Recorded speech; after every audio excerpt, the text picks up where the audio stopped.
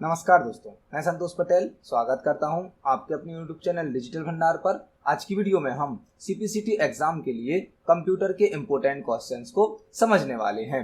यह हमारा CPCT exam की तैयारी के लिए पार्ट 12 है, 12वें नंबर का वीडियो है। इससे पहले हमने 11 वीडियो को अपने चैनल पर अपलोड किया है, जिनका लिंक डिस्क्रिप्शन में आपको प्राप्त हो जाएगा। आप सभी वीडियोस को देखकर CPCT एग्जाम के लिए कंप्यूटर के क्वेश्चन तैयार कर सकते हैं। यह सभी वही क्वेश्चन हैं जो पहले CPCT एग्जाम में या किसी न किसी कॉम्पिटिटिव एग्जाम में पूछे जा चुके हैं। तो आप सभी क्वेश्चन को पढ़ें, समझें और CPCT एग्जाम के लिए कंप्यूटर के क्वेश्चन को तैयार करें। तो चलिए शुरुआत करते हैं आज की वीडियो का। देखते हैं पहला प्रश्न क्या है।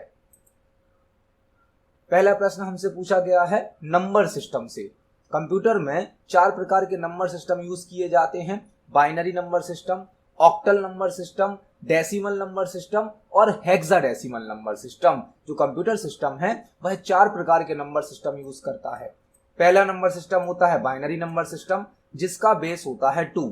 दूसरा नंबर सिस्टम होता है ऑक्टल नंबर सिस्टम, जिसका बेस होता है 8। तीसरा नंबर सिस्टम होता है डेसिमल नंबर सिस्टम, जिसका बेस होता है 10। और एक होता है हेक्साडेसिमल नंबर सिस्टम, जिसका बेस होता है 16।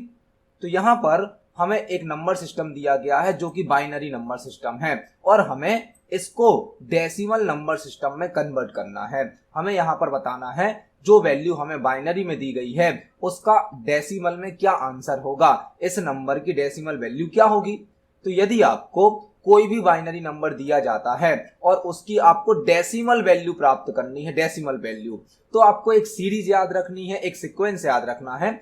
आपको एक सीरीज तैयार करनी है 1, 2, 4, 8, 16, 32। इस टाइप से ये सीरीज बढ़ती जाएगी। आपको 1 से सीरीज को स्टार्ट करना है, फिर डबल करना है, 2 डबल करना है, 4 डबल करके 8, 16। आपको बाइनरी में जितने अंक दिए गए हैं उतने अंक की आपको यह सीरीज लिखनी है। तो यहाँ पर हमें बाइनरी में 5 नंबर दिए गए हैं, तो हमने 5 अंक की यह सीरीज बनाई। 1 से स्टार्ट करेंगे आप सीरीज को, डबल करेंगे तो 2, डबल करेंगे 4, 8, 16। अब आपको जो ये 5 अंक दिए गए हैं, इन 5 अंक को इस सीरीज के नीचे लिखें। 16 के नीचे 1 आएगा, 8 के नीचे 0 आएगा, 4 के नीचे 1 आएगा, 2 के नीचे 1 आएगा और 1 के नीचे 1 आएगा। हमने जो सीरीज बनाई है वह 5 अंकों की अभी बनाई है। यदि यहाँ पर 6 अंक होते, 7 अंक होते, तो यह सीरीज आगे और बढ़ जाती, 32, 64, इस प्रकार से यह सीरीज और बढ़ जाती। लेकिन अभी हमें क्वेश्चन में 5 अंक दिए गए हैं, तो हमने 5 अंक की यह सीरीज बनाई है। अब आपको उन सभी नंबर को जोड़ देना है जिन नंबर के नीचे 1 है, और जिस नंबर के नीचे 0 है उनको ऐड नहीं करना है। मतलब 16 के नीचे 1 है, 16 के नीचे 1 है तो इसको जोड़ेंगे, और फिर उसके बाद 4 के नीचे 1 है तो 16 और 4 हो जाएगा 20।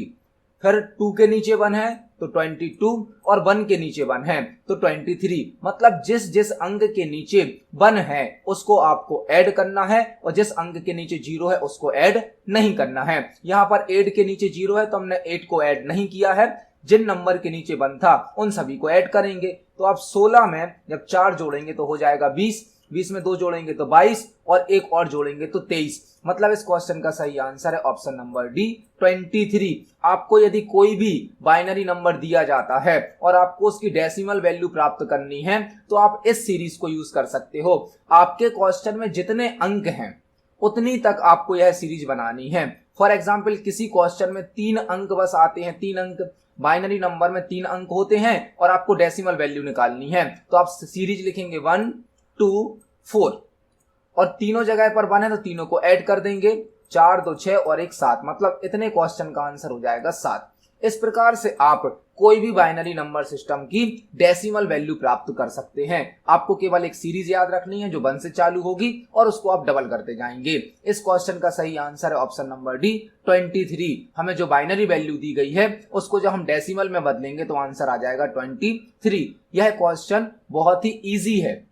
आपको इसमें केवल सीरीज को याद रखना है। आप आसानी से किसी भी बाइनरी नंबर सिस्टम को डेसिमल नंबर सिस्टम में कन्वर्ट कर सकते हैं। देखते हैं हमारे नेक्स्ट क्वेश्चन को। नेक्स्ट क्वेश्चन बहुत ही इंपॉर्टेंट है, क्लाउड कंप्यूटिंग से लिया गया है। आजकल जो CPCT के एग्जाम होते हैं, CPCT का जो एग्जाम का पैटर्न है वह थोड़ा सा बढ़ गया है। आजकल हर फील्ड से क्वेश्चन पूछे जाते हैं। तो कंप्यूटर साइंस में एक ब्रांच होती है क्लाउड कंप्यूटिंग, जो कि हमें आज के समय पर हर फील्ड में यूज करने मिल रही है। हम इंटरनेट पर जो भी डेटा अपलोड करते हैं, डाउनलोड करते हैं, इंटरनेट जो चल रहा है वह सभी क्लाउड कंप्यूटिंग के माध्यम से ही हो रहा है। तो क्लाउड कंप्यूटिंग में पास का फुल फॉर्म क्या होता है? पास का फुल फॉर्म, क्लाउड कंप्यूटिंग में 3 प्रकार के सर्विस मॉडल होते हैं। आपको इस क्वेश्चन का आंसर तो याद करना है, साथ ही साथ इस क्वेश्चन से रिलेटेड आपको 2-3 चीजें और याद करनी है। क्लाउड कंप्यूटिंग का पास एक सर्विस मॉडल होता है और क्लाउड कंप्यूटिंग के टोटल 3 सर्विस मॉडल होते हैं। 3, पहला होता है आस, IaaS, आस। दूसरा होता है पास और तीसरा होता है सास, SaaS।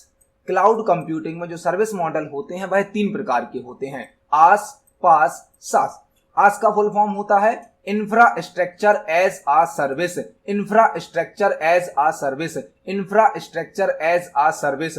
क्लाउड कंप्यूटिंग का एक सर्विस मॉडल होता है आस, जिसका फुल फॉर्म होता है इंफ्रास्ट्रक्चर एज आ सर्विस। दूसरा होता है पास, जिसका फुल फॉर्म होता है प्लेटफॉर्म एज आ सर्विस, प्लेटफॉर्म एज आ सर्विस। और तीसरा होता है सास, SaaS, जो कि होता है सॉफ्टवेयर एज आ सर्विस, सॉफ्टवेयर एज आ सर्विस। क्लाउड कंप्यूटिंग में 3 प्रकार के सर्विस मॉडल होते हैं, आस, पास, सास। आस का फुल फॉर्म होता है इंफ्रास्ट्रक्चर एज आ सर्विस, पास का फुल फॉर्म होता है प्लेटफॉर्म एज आ सर्विस और सास का फुल फॉर्म होता है सॉफ्टवेयर एज आ सर्विस। यह सभी क्लाउड की सर्विस यूजर तक प्रोवाइड करते हैं। मतलब इस क्वेश्चन का सही आंसर होगा प्लेटफॉर्म एज आ सर्विस, ऑप्शन नंबर सी। आपने इस क्वेश्चन का आंसर तो जाना, साथ ही साथ आपको 2 क्वेश्चन और तैयार करने मिले। पास का फुल फॉर्म होता है प्लेटफॉर्म एज आ सर्विस, आस का फुल फॉर्म होता है इंफ्रास्ट्रक्चर एज अ सर्विस और सास का फुल फॉर्म होता है सॉफ्टवेयर एज अ सर्विस। यह तीनों क्लाउड के सर्विस मॉडल होते हैं। तो इस क्वेश्चन का सही आंसर होगा option number C, platform as a service. देखते हैं हमारे नेक्स्ट क्वेश्चन को। नेक्स्ट क्वेश्चन है, निम्न में से कौन सा कंप्यूटर सबसे बड़ा, सबसे तेज और सबसे महंगा होता है? यह बहुत ही बेसिक क्वेश्चन है, कई बार सीपीसीटी के एग्जाम में पूछा गया है। ऐसा कौन सा कंप्यूटर है जो सबसे बड़ा होता है, सबसे तेज होता है, सबसे महंगा होता है? Personal computer, super computer, laptop या डेस्कटॉप? यहां पर आपको ऑप्शन में देखने से ही समझ में आएगा, सुपर कंप्यूटर। सुपर, जिसमें सुपर वर्ड यूज हो गया, वह अलग होगा, बड़ा होगा, महंगा होगा, फास्ट होगा। सुपर वर्ड अच्छे के लिए यूज किया जाता है। तो यहां पर इस क्वेश्चन का आंसर होगा सुपर कंप्यूटर, जो कि बहुत ही फास्ट स्पीड में वर्क करते हैं, बहुत कॉस्टली होते हैं, साइज में बड़े होते हैं, जो एक साथ मल्टीपल प्रोसेस को एग्जीक्यूट करते हैं, मल्टीपल टास्क को एक साथ कंप्लीट करने की क्षमता रखते हैं, वह होते हैं सुपर कंप्यूटर। तो इस क्वेश्चन का सही आंसर होगा option number B, super computer. Super computer एक ऐसा कंप्यूटर होता है जो साइज में सबसे बड़ा होता है, स्पीड में सबसे फास्ट होता है और सबसे महंगा भी होता है। मतलब इस क्वेश्चन का सही आंसर है option number B, super computer. देखते हैं हमारे अगले प्रश्न को। नेक्स्ट क्वेश्चन है, यूजर्स को इंटरनेट सर्विस कौन प्रदान करता है?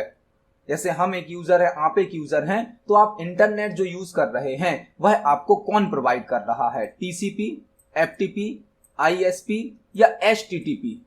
तो जो यूजर है, यूजर को इंटरनेट की सर्विस देने वाला कहलाता है ISP, internet service provider. Internet service provider वह कंपनी जिसका आप इंटरनेट कनेक्शन यूज कर रहे हैं, वह कंपनी जो आपको इंटरनेट कनेक्शन प्रोवाइड करती है, उसे कहा जाता है आईएसपी। और आईएसपी का फुल फॉर्म होता है internet service provider. Internet service provider, user को इंटरनेट की सर्विस आईएसपी के द्वारा प्रोवाइड की जाती है और आईएसपी का फुल फॉर्म होता है इंटरनेट सर्विस प्रोवाइडर। मतलब इस क्वेश्चन का सही आंसर होगा ऑप्शन नंबर सी, आईएसपी। इस क्वेश्चन का आंसर तो आईएसपी है, लेकिन इस क्वेश्चन में आपको 3 क्वेश्चन और तैयार करने हैं। यहां पर आपको टीसीपी का फुल फॉर्म याद करना है।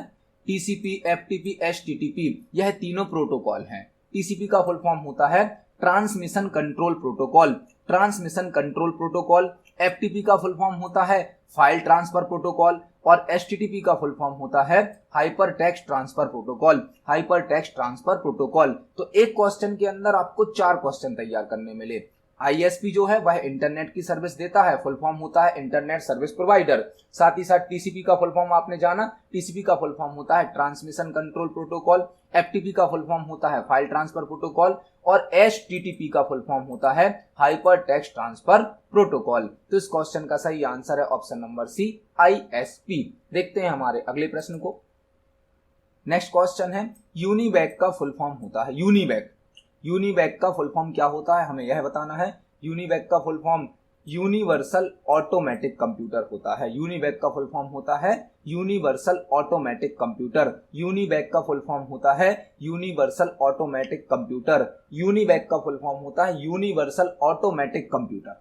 यूनिवैक मतलब यूनिवर्सल ऑटोमेटिक कंप्यूटर। यूनिवैक का फुल फॉर्म होता है यूनिवर्सल ऑटोमेटिक कंप्यूटर। इस क्वेश्चन का सही आंसर होगा ऑप्शन नंबर ए। देखते हैं नेक्स्ट क्वेश्चन को। नेक्स्ट क्वेश्चन है कैश मेमोरी कहां काम करती है। यह प्रश्न कई बार इसी प्रकार से कॉम्पिटिटिव एग्जाम में या CPCT के एग्जाम में पूछा जा चुका है। CPCT के एग्जाम में तो एक प्रश्न कैश मेमोरी से संबंधित जरूर आता है। कैश मेमोरी का एक क्वेश्चन CPCT के एग्जाम में जरूर पूछा जाता है। आप प्रीवियस एग्जाम पेपर को देखेंगे यदि, तो सभी पेपर में, मैक्सिमम पेपर में आपको एक दो प्रश्न कैश मेमोरी से रिलेटेड जरूर मिलेंगे। हमसे यहाँ पर पूछा गया है कैश मेमोरी कहाँ काम करती है। Cache memory between RAM and ROM, RAM और रोम के बीच में, between CPU and RAM, CPU और रैम के बीच में, CPU और रोम के बीच में, या CPU और हार्ड डिस्क के बीच में। तो जो कैश मेमोरी है वह CPU और रैम के बीच में काम करती है। जो कैश मेमोरी है वह रैम और CPU के बीच में डेटा को एक्सचेंज कराती है। मतलब इस क्वेश्चन का आंसर होगा option number B, between CPU and RAM. जो कैश मेमोरी है वह रैम और CPU के बीच में वर्क करती है। जो कैश मेमोरी है वह CPU और रैम के बीच में वर्क करती है, कैश मेमोरी। देखते हैं नेक्स्ट क्वेश्चन को। नेक्स्ट क्वेश्चन है MS वर्ड से। MS वर्ड में बाय डिफॉल्ट फॉन्ट साइज होती है। MS वर्ड को जब आप ओपन करते हैं तो आपको बाय डिफॉल्ट कितनी फॉन्ट साइज वहां पर दी जाती है। जब आप MS वर्ड को ओपन करते हैं तो ऑटोमेटिक आपको एक फॉन्ट साइज पहले से सिलेक्ट करके दी जाती है, वह आपको बतानी है कितनी होती है, 8, 10, 11 या 72। तो MS वर्ड को जब भी हम ओपन करते हैं हमें पहले वहां पर 11 फॉन्ट साइज दी जाती है, बाय डिफॉल्ट होती है 11 फॉन्ट साइज। बाद में हम इसको चेंज भी कर सकते हैं। तो MS वर्ड में जब आप कोई डॉक्यूमेंट बनाते हैं, कोई फाइल बनाते हैं, तो MS वर्ड के द्वारा बाय डिफॉल्ट हमें फॉन्ट साइज दी जाती है 11। मतलब इस क्वेश्चन का सही आंसर है option number C, MS word में बाय डिफॉल्ट फॉन्ट साइज होती है 11। तो इस क्वेश्चन का सही आंसर है option number C, 11। MS word में बाय डिफॉल्ट फॉन्ट साइज होती है 11। देखते हैं हमारे नेक्स्ट क्वेश्चन को। नेक्स्ट क्वेश्चन नंबर सिस्टम से पूछा गया है और इस क्वेश्चन का आंसर आज की हमने प्रीवियस क्वेश्चन में, फर्स्ट क्वेश्चन में भी समझा था।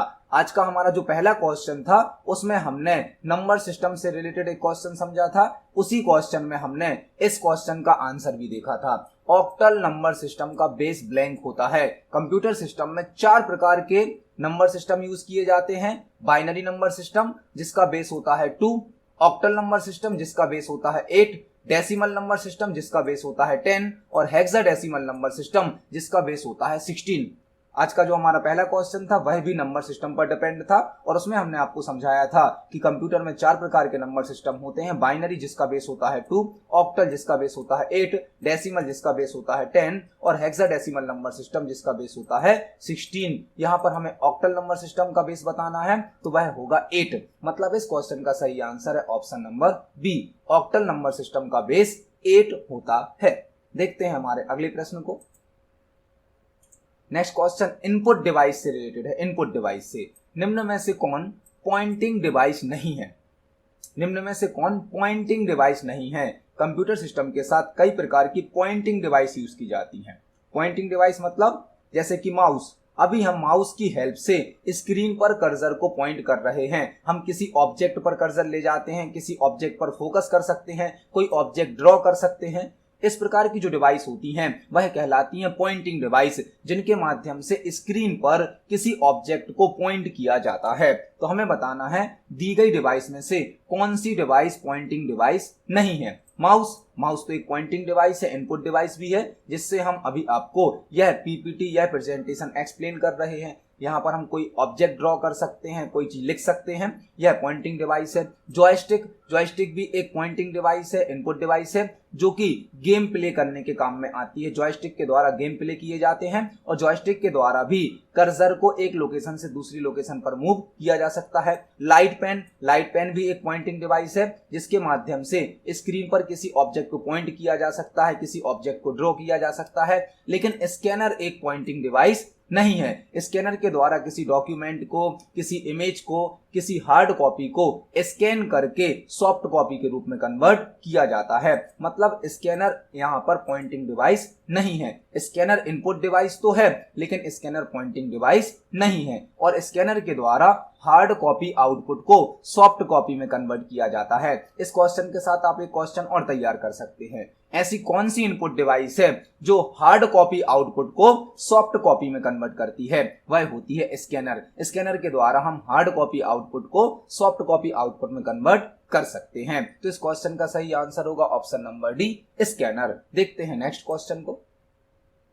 नेक्स्ट क्वेश्चन है एमएस वर्ड से। डॉक्यूमेंट की हार्ड कॉपी ब्लैंक के द्वारा क्रिएट की जाती है। यदि हमने कोई डॉक्यूमेंट बनाया है और जब तक वह डॉक्यूमेंट हम स्क्रीन पर देखते हैं, मॉनिटर पर शो करते हैं, तो वह कहलाता है सॉफ्ट कॉपी आउटपुट। जब कोई डॉक्यूमेंट हम स्क्रीन पर शो करते हैं तो स्क्रीन पर जो आउटपुट दिखाया जाता है उसे कहते हैं सॉफ्ट कॉपी आउटपुट। हमसे पूछा गया है ऐसी कौन सी डिवाइस है या ऐसा कौन सा यहाँ पर ऑप्शन दिया गया है जो डॉक्यूमेंट की हार्ड कॉपी बनाता है? प्रिंटर, मॉनिटर, फ्लॉपी या सीडी?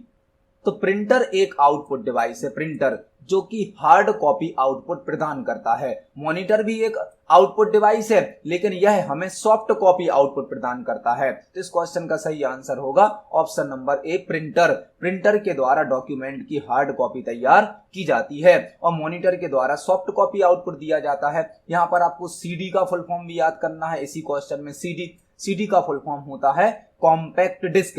कॉम्पैक्ट डिस्क सीडी का फुल फॉर्म होता है कॉम्पैक्ट डिस्क। इस क्वेश्चन का सही आंसर है option number A, printer. Printer के द्वारा डॉक्यूमेंट की हार्ड कॉपी तैयार की जाती है। देखते हैं अगले प्रश्न को। नेक्स्ट क्वेश्चन है, निम्न में से किस ग्रुप में केवल इनपुट डिवाइसेस हैं? हमें 4 ग्रुप दिए गए हैं, चारों ग्रुप में 3-3 डिवाइस के नाम लिखे गए हैं। आपको यह पहचानना है, यह आइडेंटिफाई करना है कि किस ग्रुप में केवल सभी इनपुट डिवाइस हैं। Mouse, keyboard, monitor. माउस और कीबोर्ड तो इनपुट डिवाइस हैं, लेकिन मॉनिटर आउटपुट डिवाइस है, यह ऑप्शन नहीं हो सकता है। माउस, कीबोर्ड, प्रिंटर, यहाँ पर 2 इनपुट डिवाइस हैं लेकिन एक आउटपुट डिवाइस है, यह भी ऑप्शन नहीं हो सकता है। माउस, प्रिंटर, मॉनिटर, यहाँ पर माउस इनपुट डिवाइस है लेकिन प्रिंटर और मॉनिटर आउटपुट डिवाइस हैं। अब एक लास्ट ऑप्शन बचा, माउस, कीबोर्ड और स्कैनर। माउस, कीबोर्ड और स्कैनर तीनों ही इनपुट डिवाइस हैं। मतलब इस क्वेश्चन का सही आंसर होगा option number D, mouse, keyboard और स्कैनर। तो इस क्वेश्चन का सही आंसर है option number D, mouse, keyboard, scanner. देखते हैं नेक्स्ट क्वेश्चन को।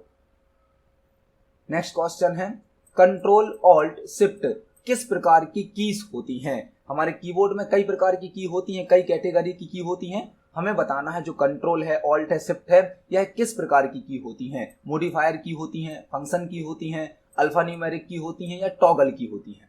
तो कीबोर्ड में जो ऑल्ट, कंट्रोल और शिफ्ट की होती हैं यह होती हैं मॉडिफायर की, क्योंकि यह किसी अदर की के वर्क को मॉडिफाई कर देती हैं। और ऐसी की जो दूसरी की के वर्क को मॉडिफाई कर देती है, बदल देती है, उसे कहा जाता है मॉडिफायर की। मॉडिफायर की मतलब ऐसी की जिसको किसी दूसरी की के साथ प्रेस करने पर उस दूसरी की वर्किंग चेंज हो जाती है।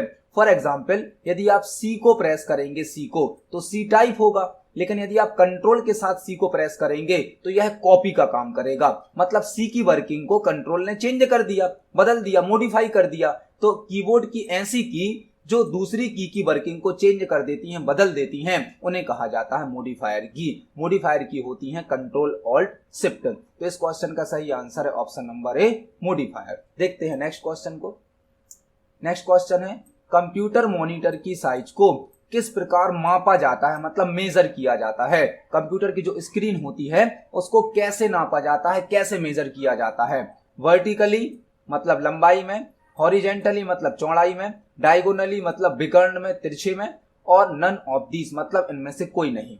जो कंप्यूटर की स्क्रीन होती है, मॉनिटर होता है, उसको डायगोनली मेजर किया जाता है, मतलब विकर्ण में, तिरछे में नापा जाता है।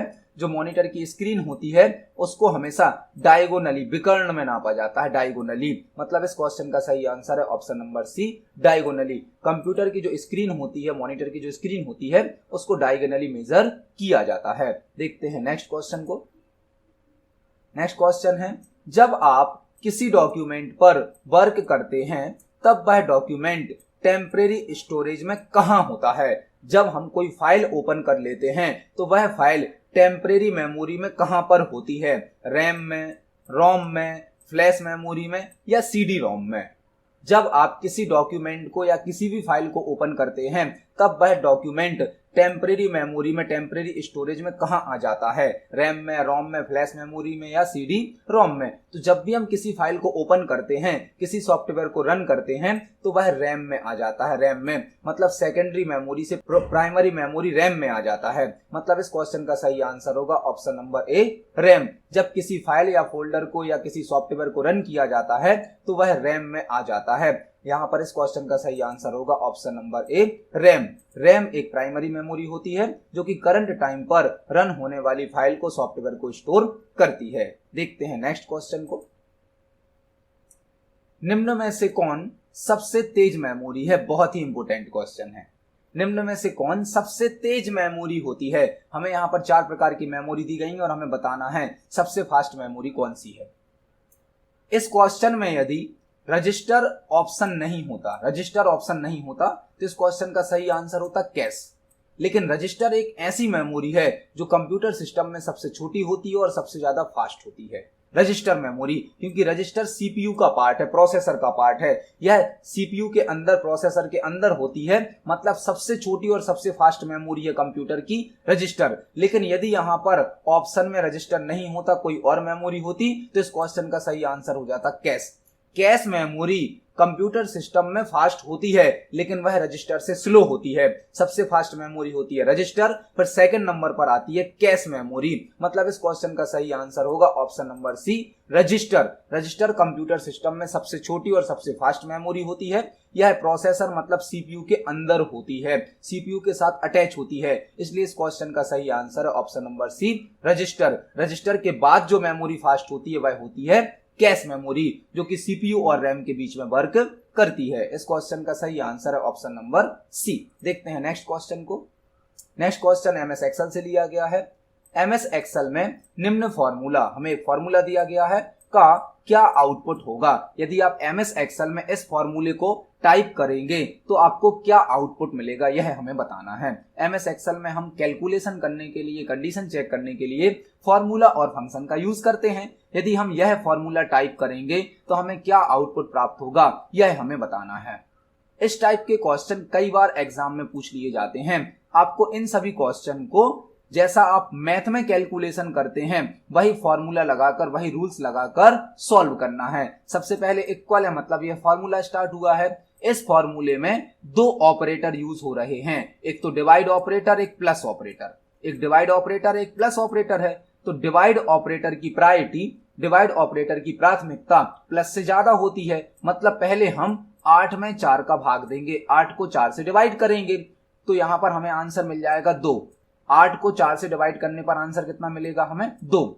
और 2 आंसर आने के बाद जब हम +2 से इसको कैलकुलेट करेंगे, यहां पर आंसर हमें मिल गया 2, और 2 + 2 कितना हो जाएगा, 4। मतलब इस क्वेश्चन का सही आंसर होगा ऑप्शन नंबर ए। पहले आपको 8 को 4 से डिवाइड करना है तो आंसर मिलेगा 2, फिर 2 में 2 को ऐड करेंगे तो आंसर आ जाएगा 4। मतलब इस क्वेश्चन का सही आंसर है ऑप्शन नंबर ए, 4। देखते हैं नेक्स्ट क्वेश्चन को। नेक्स्ट क्वेश्चन है 8 बिट्स के कलेक्शन को क्या कहा जाता है? यह क्वेश्चन कंप्यूटर मेमोरी से रिलेटेड है। 8 बिट्स के कलेक्शन को क्या कहा जाता है? कंप्यूटर सिस्टम में सबसे छोटी जो मेमोरी यूनिट होती है वह होती है बिट, बाइनरी बिट 0 और 1। जब 4 बिट मिलती हैं, 4 बिट मिलती हैं तो एक निबल क्रिएट होता है। 4 बिट के कलेक्शन को, 4 बिट के ग्रुप को कहा जाता है निबल। और जब 8 बिट मिल जाती हैं तो बन जाता है एक बाइट। मतलब इस क्वेश्चन का सही आंसर है option number D, byte. 8 bits के कलेक्शन को कहा जाता है बाइट और 4 बिट के कलेक्शन को कहा जाता है निबल। मतलब इस क्वेश्चन का सही आंसर है ऑप्शन नंबर डी, बाइट। देखते हैं अगले प्रश्न को। नेक्स्ट क्वेश्चन है, कंप्यूटर सॉफ्टवेयर में एरर को क्या कहा जाता है। जब कोई कंप्यूटर सॉफ्टवेयर बनाया जाता है या वह रन हो रहा होता है तो उसमें कुछ एरर आ जाती हैं, कुछ प्रॉब्लम आ जाती हैं, तो कंप्यूटर की भाषा में एरर को क्या कहा जाता है। चिप, बाइट, बिट या बग। तो कंप्यूटर की फील्ड में, कंप्यूटर की लैंग्वेज में जब भी कोई एरर आती है उसे कहा जाता है बग। बग कंप्यूटर सॉफ्टवेयर में या कंप्यूटर की लैंग्वेज में किसी भी प्रकार की एरर को बग कहा जाता है। और बग मतलब होता है कीड़ा। कोई एरर आ गई मतलब उसमें प्रॉब्लम आ गई, उसको दूर करने के लिए आपसे यह भी पूछा जा सकता है कि एरर को हटाने के लिए कौन सी टेक्निक यूज की जाती है।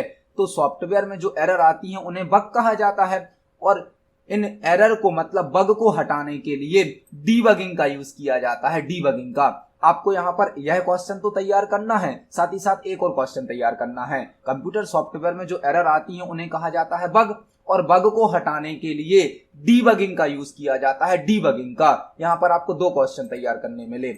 सॉफ्टवेयर में जो एरर आती हैं उन्हें बग कहा जाता है और बग को हटाने के लिए डीबगिंग टेक्निक का यूज किया जाता है। मतलब इस क्वेश्चन का सही आंसर है ऑप्शन नंबर डी। देखते हैं नेक्स्ट क्वेश्चन को। नेक्स्ट क्वेश्चन डीबीएमएस से लिया गया है, डेटाबेस से लिया गया है। डेटाबेस में प्राइमरी की का उपयोग किस लिए किया जाता है। जब हम कोई डेटाबेस बनाते हैं तो उस डेटाबेस के अंदर कई प्रकार की टेबल होती हैं। एक टेबल में प्राइमरी की का भी यूज किया जाता है। जब हम कोई टेबल बनाते हैं तो उसमें हम प्राइमरी की का उपयोग भी कर सकते हैं। तो प्राइमरी की टेबल पर या डेटाबेस पर क्यों लगाई जाती है हमें यह बताना है। टू अनलॉक डेटाबेस, डेटाबेस को अनलॉक करने के लिए। टू लॉक डेटाबेस, डेटाबेस को लॉक करने के लिए। सॉर्टिंग डेटाबेस, डेटाबेस को सॉर्ट करने के लिए। या to uniquely identification of record, किसी रिकॉर्ड को यूनिकली आइडेंटिफाई करने के लिए, यूनिकली पहचानने के लिए। मतलब यदि आपकी टेबल में कई प्रकार के रिकॉर्ड भरे गए हैं, प्रत्येक रिकॉर्ड को यूनिक बनाने के लिए, अद्वितीय बनाने के लिए प्राइमरी की का यूज किया जाता है।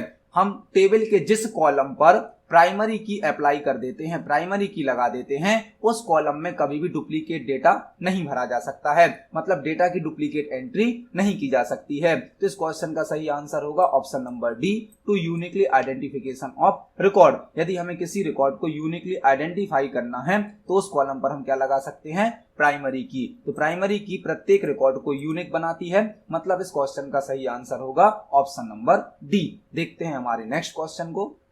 नेक्स्ट क्वेश्चन भी डीबीएमएस से लिया गया है। डेटाबेस में ब्लैंक को टपल कहा जाता है। टपल, जब हम डेटाबेस में कोई टेबल बनाते हैं तो उसमें टपल क्या होता है, कॉलम, रो, प्राइमरी की या टेबल। तो जब भी कोई डेटाबेस बनता है, डेटाबेस के अंदर मल्टीपल टेबल होती हैं।